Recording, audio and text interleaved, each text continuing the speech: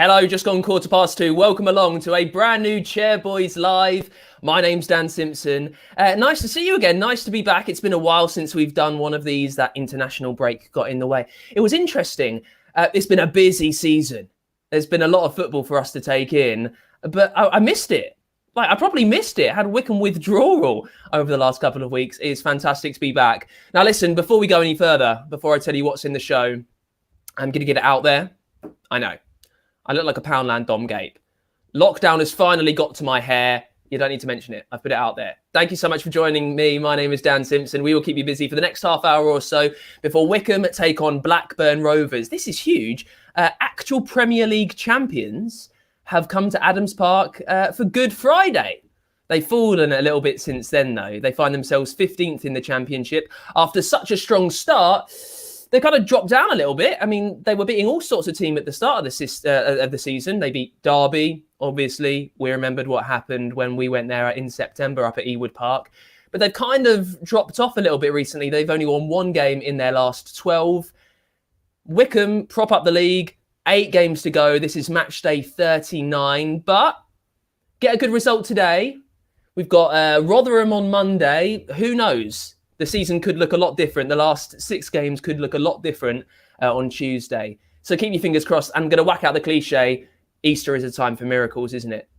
We will keep you busy for the next half hour or so. You can get your iFollow passes now, by the way. Make sure you do that. We'll see what happened when Gareth Ainsworth met one of his footballing icons.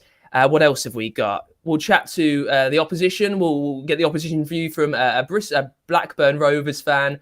And our virtual mascots this week, they are chatting to Scott Cashgett and Matt Bloomfield. That is on the way in the next 25 minutes. Before we do that, let's get the team news from our very own Harry Gadd, who is here at Adams Park. Hello, Harry. Hi, Dan. How you doing? Yes, I'm very well, thank you. I mean, I've been completely... I look very, very casual, very dressed down Friday compared to you. We see the team ticking by just below on your screen there. Looks to be an interesting lineup for the Chair Boys today. Just take us through it. It does, yeah. So Stockdale once again keeping his place in goal. You know, Rocky unfortunately losing his place to Stockdale from injury, and Stockdale's done brilliantly since he came into the team and has held down that place and made it his own. So he's back in net. Back 4, it's looking like. So we've got McCarthy again starting at right back. We've got Grimmer and Knight in the centre. Jacobson coming in at left back, and then with Gape and Thompson in that holding midfield positions. It's looking like a 3 sort of attacking midfielders. We've got Onyedinma, Mehmeti and Admiral Musque with Uche Piezu up top. So an interesting lineup, couple of changes from the last time out, but one that can hopefully get a result against Blackburn today. Yeah, fingers crossed. I mean, you mentioned looks like it might be 3 attackers, 3 properly rushing forward there, all sitting behind Uche, the big man who's really, really coming on strong for us at the end of the season, which is fantastic, as who knows where we'll be next season. Brilliant to see him kind of building up this form. Is it kind of not a free hit, but is it a time for Gareth Ainsworth to just see where his side is, maybe what he can do before the end of the season, depending on what's happening next time out? It's an interesting one, Dan. Yeah, like you say, is it a free hit? Like you say, we've got 8 games remaining, sort of propping up the championship table. It is kind of kitchen sink time. Let's throw everything that we have. Let's try and get a run building into wherever we are next season. Like you say, Uche's been massive lately for us. It makes you kind of wonder where we'd be if he'd have been fully fit at the start of the season. So, with that 4-2-3-1, three nice attacking players that can hopefully get on the ball, put some deliveries in, and hopefully you can grab some goals for us today. And, really try and kick on. Like you say, 8 games left.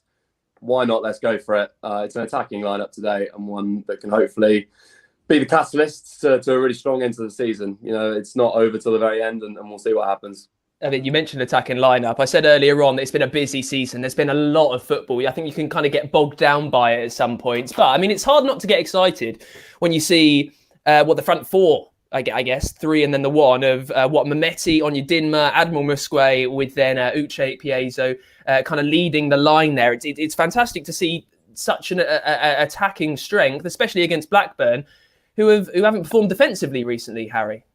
They haven't, no. It's a weird one. I think if you'd have said to a lot of people, having seen the first game that we had against Blackburn, I think a lot of people would have said they'd be a lot higher up than they are at the moment. They come here, like you say, 15th in the league. Their form's been pretty inconsistent lately. So, the boys should quite rightly be licking their lips to try and get a result today. And it's an exciting lineup. Gape sort of making that starting 11 position his own recently, alongside Thompson, who's been massive all season. And like you say, that attacking four can hopefully really get a Blackburn today. They've got a big game against Bournemouth coming up. I think one thing that we'll look at in a second with their lineup is that they're missing a really key player. So it's all to play for today, and why not? Let's have a good go at it. Well, let's bring up the player that they're missing. I saw someone in the comments say that they needed Adam Armstrong to score a hatful of goals. Well, ain't happening. He ain't playing today, which is fantastic because he absolutely ran us ragged back in September. Blackburn properly woke our eyes up to the real realities of the Championship. The first away game, they beat us 5-0, second time out this season. But Adam Armstrong not playing today. But their squad, Harry, I mean, it's brimming with Premier League talent. Stuart Downing on the bench. You've got Harvey Elliott starting. Lewis Holtby playing as well. Just take us through how you think they might line up. Yeah, so having a look at some of their formations from previous games, they've made 3 changes since last time out. It's looking like a sort of 4-3-3 formation, I think. So in goal, they've got Kaminski, recently back from international duty with Belgium. Belgium, obviously, an abundance of talent, particularly in the goalkeeping department as well, with Courtois and Mingale. So he's obviously of huge pedigree. He's come back today in goal. You've got Joe Rankin Costello, former Man U graduate. You've got Captain Lenihan alongside Man City loanee Harwood Bellis, and then experienced left-back Barry Douglas. Quite an interesting career. Barry Douglas started out in Scotland before spells in Lech Poznan and Konyaspor in Turkey. He's on loan from Leeds United at left-back. Midfield 3, Lewis Holtby will no doubt ring a lot of bells to people. Former Premier League experience with Tottenham and Fulham. He's in the midfield 3 alongside Tom Tribal, who was ineligible against the Norwich parent club in the last game, and Joe Rothwell, another Man U Academy graduate. And then up front, like you mentioned, Harvey Elliott, Liverpool loanee. He's got over 10 assists this season, 17 years old, a hugely exciting career ahead of him, with Ben Brereton on the other wing. And then, the biggest absentee, obviously, as you say, is Armstrong. He's been absolutely prolific this season, 20 goals in all competitions and the third top scorer in the Championship. His replacement today is Sam Gallagher, former Southampton man. So less prolific. I think he scored around 6 goals this season. So still a threat. But obviously, Armstrong will be a big miss for Blackburn. And it'll be interesting to see how they play today. For the obscure stat fans amongst you, I was told earlier from our font of all obscure stat facts, Matt Cecil, earlier on today, that Harvey Elliott made his professional debut playing here at Adams Park for Fulham when he was pretty much an embryo, I think. And he starts today, number 16, you can see. I think he's on loan from Liverpool. Well, there you go. Thank you much. Thank you very much, Harry. Terrific job. Well dressed. Thank you. Do you think... from what you've seen of the Chairboys, just lastly, this attacking lineup, can you see us causing Blackburn a lot of problems today? I like to think so, yeah. And looking at our bench as well, you've got Darrell Horgan fresh off the back of his assist for Ireland against Qatar the other day. Gareth McCleary has always looked a threat when he's come in. Kashket, scored goals for us this season. Yeah, why not? It's exciting. It'll be interesting to see how we approach today. I think it's kind of last chance. Not last chance soon. We've got 8 games left. Anything can happen, but really time to crack on. And lovely weather for it. Good Friday. So let's see what happens. Looking forward to it. Yeah, as the cliche goes, let's make it a great Friday. Harry Gadd, thank you so much for joining us here on Chairboys Live. Come on, someone had to say it. Right, we've got 20 minutes till kick off. Now is the time to get your iFollow codes. Now, an ex-chairboy who is a Blackburn legend is here today. Simon Gardner is doing commentary for BBC Radio Lancashire, I think something like that. And you might know he is Gareth Ainsworth's absolute icon. Anytime Simon Gardner, I think, is near the M40, they try and have a coffee together. And they've caught up today as well. It's Gareth Ainsworth and Simon Gardner. And here's what they've been talking about. Let me just first tell you, the only reason I'm up here is because my boyhood hero is on here, is Simon Gardner. You all know that, and you're right, I'm Blackburn through. I absolutely love that place, and I won't be stood here as a football manager or ever played football if it wasn't for the man next to me. So, absolute legend in my eyes. But, it's an interesting one today because it's the first time Blackburn have been down here. We took a spanking back at Ewood Park, our first, what I say, real championship game this season. We played Rotherham first game at home, which you could have seen last year in League One. But going to Rovers, on that first away weekend, real eye-opening. Armstrong was on fire. They played some real expansive stuff and tore us apart, really. So it's not about getting them back today. It's about learning the lessons and hopefully being competitive again.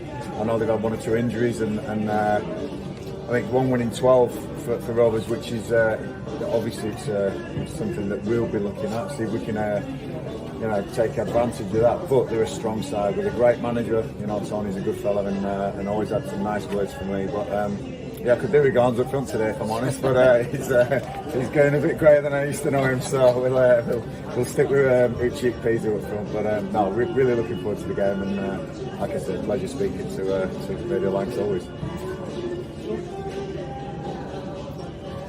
Believe me, I reckon he still could score a few, especially that back post from corners. I always remember that one. I took a few myself from that area, and he learned from the best here. But no, he's great to have alongside me.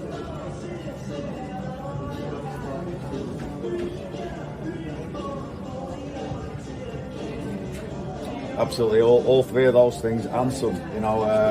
The gulf in the levels is really apparent when you go to places like Blackburn, like Norwich and Watford and Bournemouth and places like that. And it's the quality of player, honestly. Money, unfortunately, money does talk in this game. And the best players you can afford. They do make the difference. You look at Pookie at Norwich.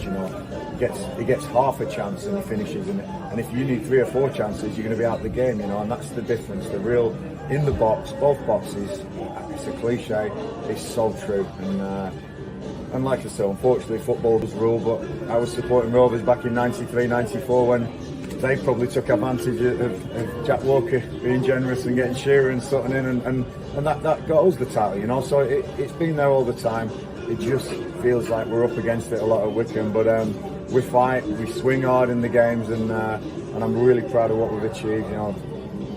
Near the bottom of League Two when we took over back in 2012-13, and to be even saying Championship in the same sentence, and to be hosting a club like Blackburn. Forget my affinity to them, but to have Blackburn Rovers Premier League champions here at Adams Park is an absolute pleasure, and we'll be giving our best today, definitely.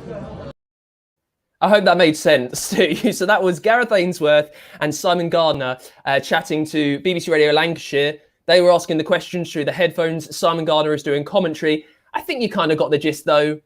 Gareth Ainsworth, an absolute idol of his, is Simon Gardner.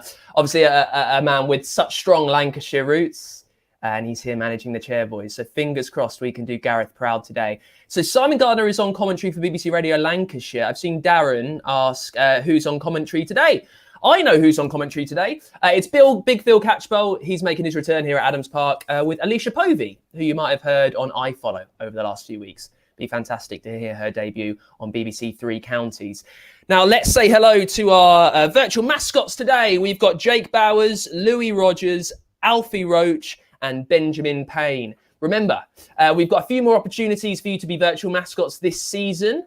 You can find out loads more over at wwfc.com. You get a lot included in that. One of them, you get to interview and grill a Chairboys star. And if you want to ask questions to any Chairboy, any Wycombe player, probably got to be Mr. Wycombe, right?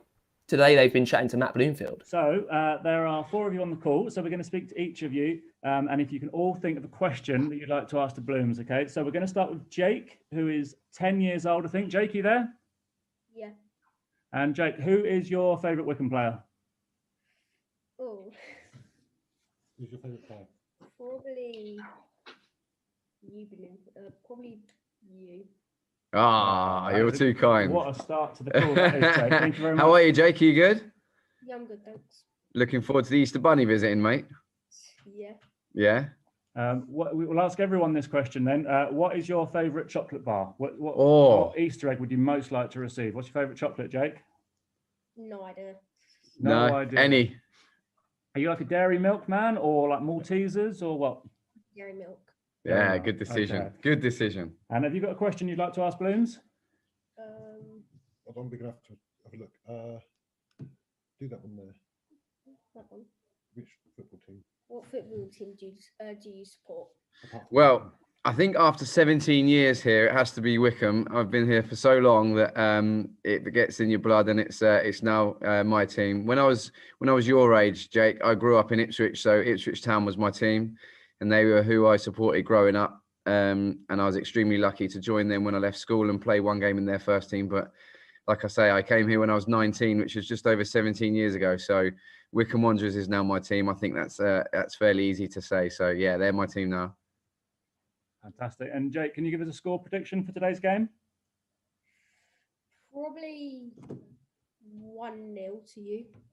1-0 to us. We'll take that. That sounds like us. Yeah, that's 1-0. I think that'll be a good result for us today, don't you? Start off Easter weekend with a nice home win. Yeah. Sounds good. Lovely. Cool. Thank you, Jake. Let's move on.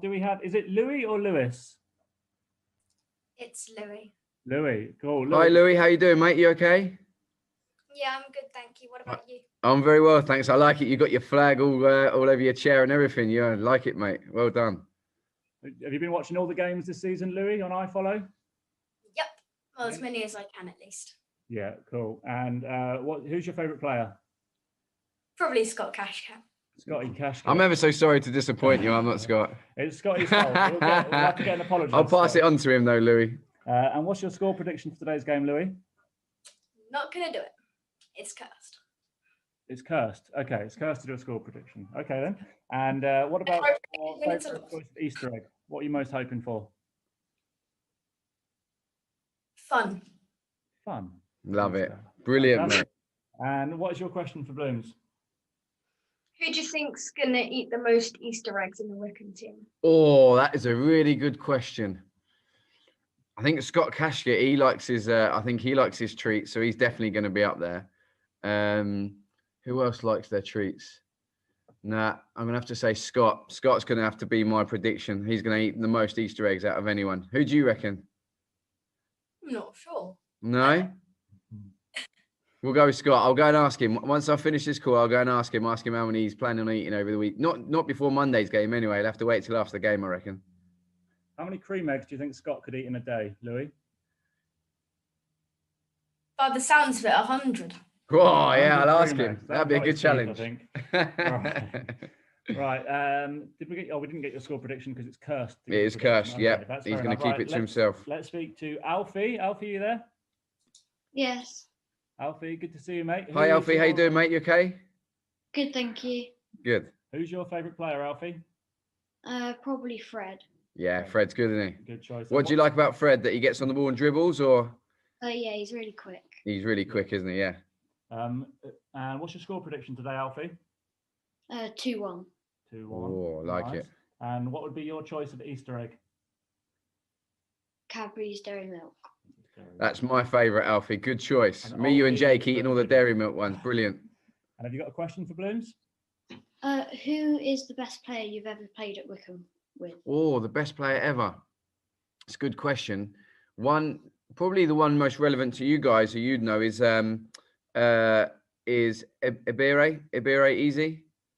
Ebbs was with us about 4 years ago, I think, and he was just absolutely brilliant. The way he could control the ball and then run with the ball, do all the tricks, really take people on, and so quick and explosive. So I think Ebbs is probably one of the best players who's ever played here. He was so naturally just gifted, and he was such a hard worker as well. So and such a lovely lad. So I think Ebbs has to be right up there with the best players that's ever played in my time since I've been here. So yeah, I'm going to go with Ebbs. Did you watch him for England under 21s this week at all?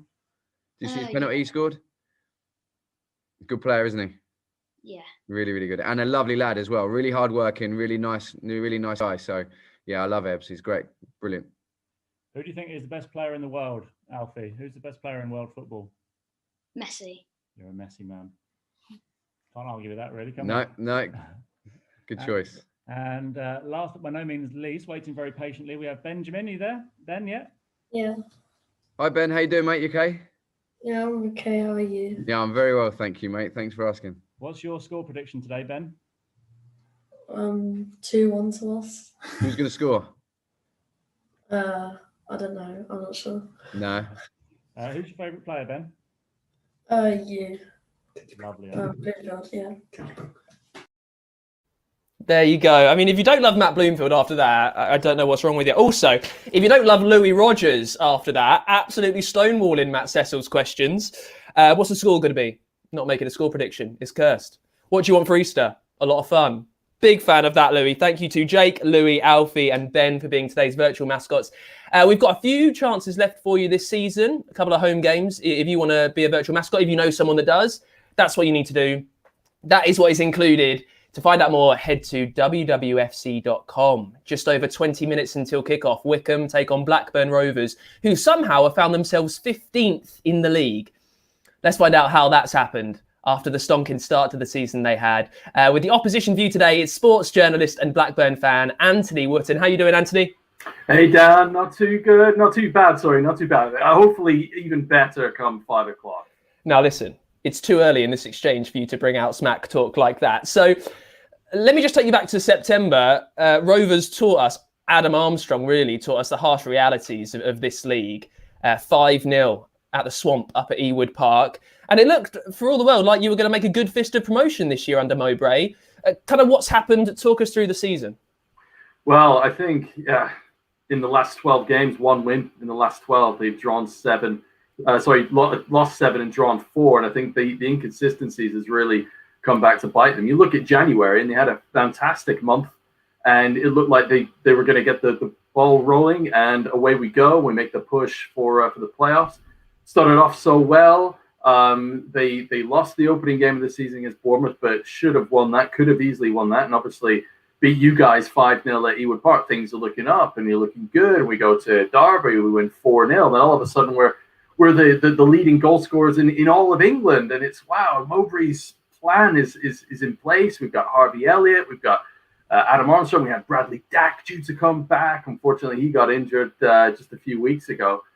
Inconsistencies, I think, mainly at the back as well, in the center of defense, the pairings, they've not been consistent enough. There's not been a partnership built there at the back. You look at Rovers and you look at their form and how they can control the ball and the possession count that they have, but with all the goals that they scored at the start of the season, they've had all this possession but struggled to put the ball in the net. So that's just too much. And I mean, you look at loan signings as well, and the great Harvey Elliott. Look, and we're not going to argue about the loan signing there, but you do question as well, how many loans can you have within a team each season? Because at the end of the season, away they go, and there's a gap to fill, and you've got guys who have then got to adapt to the club. But unfortunately, it's just the consistency. It seemed like all they could do was put the ball in the net. There's nothing troubling them. They could score the goals, and even if they conceded at the back, they were able to put them in the net. But somehow the goals have dried up, so they've been conceding but not being able to put the ball in the net. The Championship is a notoriously hard league to get out of, especially, I mean, it gets harder every season with teams that drop out of the Premier League and they get a lot of money for doing it, and they're keeping their players at the moment, tending to go back up. Norwich, your Bournemouths, Swansea's, teams like that. Looking through the Rovers side, and as you've said, I mean, Adam Armstrong isn't playing today, but Bradley Johnson, Stuart Downing, Harvey Elliott, Lewis Holtby. Is this a side, Anthony, that should be going up? Are you disappointed that you're not pushing for playoffs? Is it where you are? Is it realistic, I guess, is the question. 100% disappointed. You look at Rovers fans, and I mean, I guess Tony Mowbray, one of the things that's fortunate to him is that there aren't the fans in the stands because some of them have had enough, quite frankly, because this team is punching well below its weight. You look at the squad, the names that you listed there, coming into the season, off the back of last season, and you know, in the summer when the league resumed and they were knocking on the door, they didn't quite make it over the hump, but then they made these signings and these additions to the team. And you looked at it, and Adam Armstrong was on fire. They should be well up inside the top 6. Questions about the top 2, but the top 6, they should be comfortably there. And it looked like all the pieces were in place. And you look at the roster and the squad, and you've got to ask the question, why? Why has Tony Mowbray taken the club as far as he can? And if so, then what do they need to do in the summer? I'm a big fan of Tony Mowbray. He stabilized the club after all its unrest, and you look at the relegation to League One, but then the club came back up, and they came back stronger, and he's had this unity within the team. But for some reason, they can't get over the hump, and they're going to lose some of these players. Adam Armstrong, he's not going to be there at the start of next season. With all that, he should be playing in the Premier League, and they'll get money for him, I'm sure. And we're just going to have to see what we can do without it. No, it's never nice to talk about a manager going, but as you say, there is unrest around Tony Mowbray. Are Rovers in a position, though, where you're so keen to go up that you kind of don't know who should take charge of you next? I guess, do you want someone who's going to play a young coach maybe that's going to come in and rejuvenate things with quick passing football? Or do you want maybe an older manager who you know gets teams over the line? It's a good question. It's $1 million question as well. And it's the promised land of the Premier League. And you look at the young squad there and who can they bring in? But then you also look at the budget. They haven't got much of a budget to play with. The only signing that they made, the money that they splashed last offseason, was on Thomas Kaminski, the goalkeeper, great goalkeeper, something like £750,000. But they haven't got the money there. They haven't got the millions of pounds there to make these signings. Ben Brereton, who's starting today, and he's a talent up front. They paid him around about £6 million for him, but he's only 21, 22. He's had that time. He's trying to adapt. He's a good forward. He's a good future prospect for the team, and it's being able to get somebody in who can get the best out of these players. I still think that Tony Mowbray can be the guy for that because he's got the ethos there. And you look at the style of play that they have and the players that he's brought in to nurture around that style, and it works. And when it clicked, you guys, you felt the full force of it back in September. When it clicks, and this team gets rolling. But for some reason, there isn't that consistency there. They've got to find the consistency. Otherwise, you're going to find yourself in 15th place in the league. You're not going to be in that top six. How much, you mentioned beating us at the start of the season, how much of your incredible results early on kind of flattered to deceive a little bit, because going through a League One team in their first away game in the Championship 5-0, beating Derby, everyone's beaten Derby this year, Anthony. Is it really merited, I guess? Is it all a bit of bluster at times? Yeah, I mean, you look at some of the results in the 4-0 against Coventry, but then mixed in with that, we lose 3-1. Okay, they played pretty well away on the road to Watford, but they still lost 3-1 on the road to Watford. They lost 4-2 at home to Reading. So as much as they dominated and scored vast amount of goals against, all due respect, the lower teams in the league, the smaller clubs in the league, those big boys, they've struggled to perform against them. They got the win at Middlesbrough back in January when they were unbeaten in the month, and you looked and you're like, okay, yeah, these guys they had the possession football. Just before Christmas, they lost to Bristol City, but the performance in that game, I think Adam Armstrong had almost a dozen shots on target in that game. He was just firing from all angles. Couldn't find the net, but they had something about them, and they had that style of play, and it was Tony Mowbray's tried and tested style of play. And you're thinking, okay, these guys have got it, but the last 12 games speak for themselves. One win out of all those. I mean, I'm not going to get out I'm going to get out a very tiny violin actually for you, being able to, I'm only 15th, but we've spent £6 million on a 21-year-old, some rubbish like that. Listen, I need to let you go.